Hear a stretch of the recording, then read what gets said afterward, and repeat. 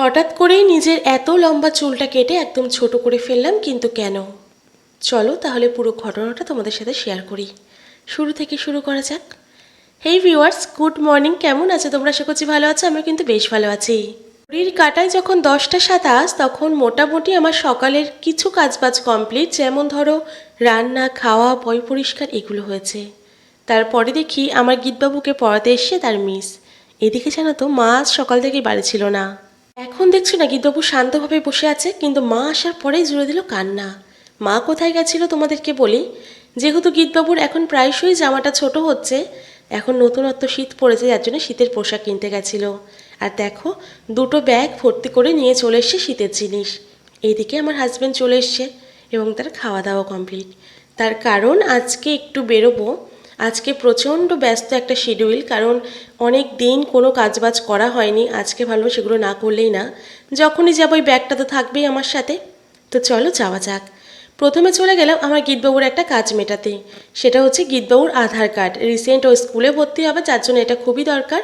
একটু গণ্ডগোল ছিল, তারপরে যাই হোক কাটসাজি করে সেটাকে ঠিকঠাক করে হলো এবং বের করা হলো। তারপরে চলে গেলাম আমার গন্তব্যে। এখন তোমাদের বলি, আমি এখানে এসে চুল কাটতে। কথায় আছে জানো তো, বাচ্চা যত হাসে মায়ের চুল তত ভাসে। 4 বছর ধরে আমি কোনো রকম চুল কাটিনি, মানে গীতবাবু আসার খবর পাওয়া থেকে শুরু করে। সেহেতু আমার চুলের একদমই 12টা বেজে গেছিলো। তারপরে হওয়ার পর থেকে যখন আমার গীতবাবু সুন্দর করে খিলিখিলিয়ে হাসতো না, হাসি তো দেখতে ভালো লাগতো, কিন্তু আমার চুলগুলো আর ভালো লাগলো না। তো যাই হোক, এবার সামনে দাদাভাইয়ের বিয়ে, আর কোনো রকম বাহানা চললো না, চুলগুলোকে এবার কাটতেই হতো। আমার না লম্বা চুল প্রচণ্ড পছন্দ। তোমরা জানিও তো, তোমাদের লং চুল বেশি ভালো লাগে নাকি শর্ট হেয়ার? তো যাই হোক, এই চুলগুলো কাটার পরে আমার এই অবস্থা।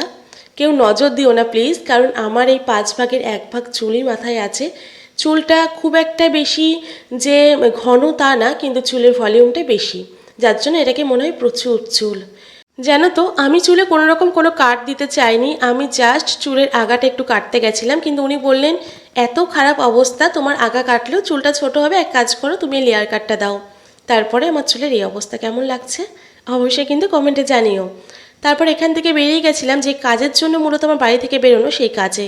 তার জন্য শ্বশুর বাড়ি চলে গিয়েই আগে গীতবাবুকে হ্যান্ড ওভার করলাম আমার শাশুড়ি মায়ের হাতে। একটু একটু বায়না করছিল, হয়তো কেঁদেওছে জানি না। তো যাই হোক, আমার এখানে কাজ ছিল ব্যাংকে, তো সেখানে আমরা চলে গেলাম। আর আমার ব্যাংকের বইটা এখানে। সমস্ত কাজ মেটাতে মেটাতে সন্ধ্যা হয়ে গেছিলো। বাড়ি যেতে যেতে আমার গীতবাবু পুরোটাই ঘুমিয়ে পড়েছে, এবং যেই ওকে নামানো হয়েছে বলছে কি কেন ডাকলে না, আমি বাইকে বসে সব কিছু দেখতাম। তো যাই হোক, ভিডিওটা এই পর্যন্ত কেমন লাগলো অবশ্যই জানিও। টাটা।